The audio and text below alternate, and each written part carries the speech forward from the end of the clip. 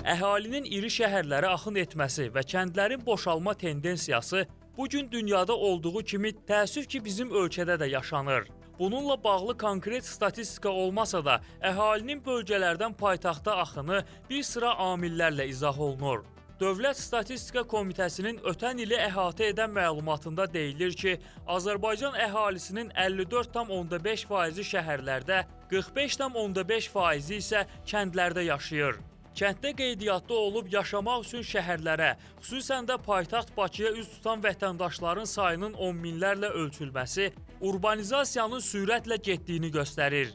Araşdırmalara görə tək dağlıq rayonlarda deyil, Aran bölgəsində də kəndlər boşalır. Bu isə bölgələrdə həyat şərtlərinin hələ də ağır olduğunu göstərməklə yanaşı, aqrar sektora da mənfi təsir edir. Əhalisinin sürətlə azaldığı yaşayış məntəqələrindən biri də Lerik rayonunun Vizəzəmin kəndidir. Kəndin yaşlı sakinləri deyir ki, gənclər buranı kütləvi şəkildə tərk edərək iş dalınca paytaxta üz tuturlar. İş yoxdur. Cavanlar üçün əsasən iş yoxdur. Onlar da məcbur olur, şəhərə gedirlər. İndi qocalar, qadınlar qalırlar, o məcburiyyət indi evdə sərə. O da bitər dolanırlar. Cəmiyyətin də köçməsinin bir növ səbəbi elə məşğuliyyət olmamaqdır.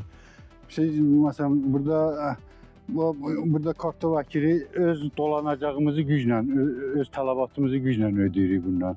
Ona görə də əhali köçüb gedir buradan, hamısı başalıb gedirlər. Cavanların 70% kəndən köçüblər. Gediblər, orada şəhərdə özlərin üçün iş qurublar, işləyirlər. Üçüncü ildir ki, artıq məktəbdə siniflər birləşdirilir. Yəni, az uşaq olduğu üçün birləşdirilir. Ola bilər gələcəkdə bəlkə 5 ilə, 10 ilə məktəb də bağlanacaq. Sakinlər bildirir ki, son illərdə Vizəzəmin kəndinin əhalisinin sayı təxminən yarı azalıb. Burada 70 ev var, 600 nəfərə qədər insan qeydiyyatdadır.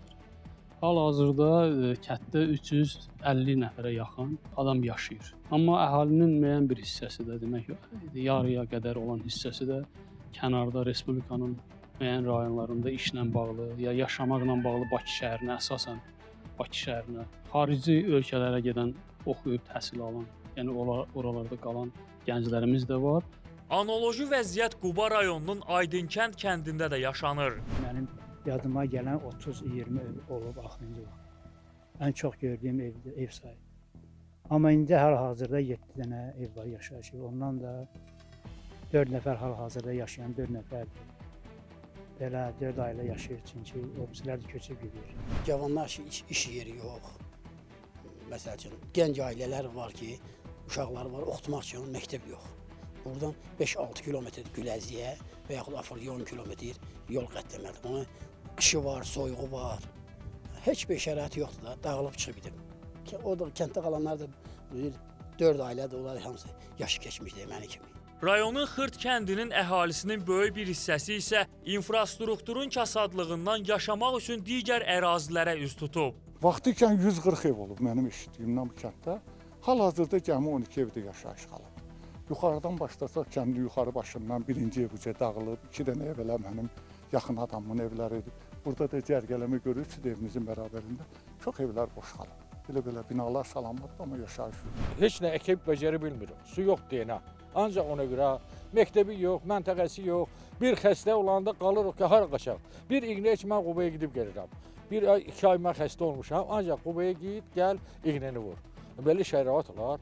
Biz haqqında danışdığımız problemi bir neçə kəndin timsalında göstərməyə çalışdıq. Amma ölkəmizdə boşalan kəndlərin sayı təəssüf ki, günbəgün artmaqdadır. Bəs bugün kəndlərimizin sürətlə boşalması hansı fəsadlara yol açır? Bu problemi həll etmək üçün hansı addımlar atılmalıdır? Kənd adamı bugün hansı qayğılarla üz-üzədir? Bugün sabahı saxlamadan bu və digər suallara aydınlıq gətirməyə çalışacağıq.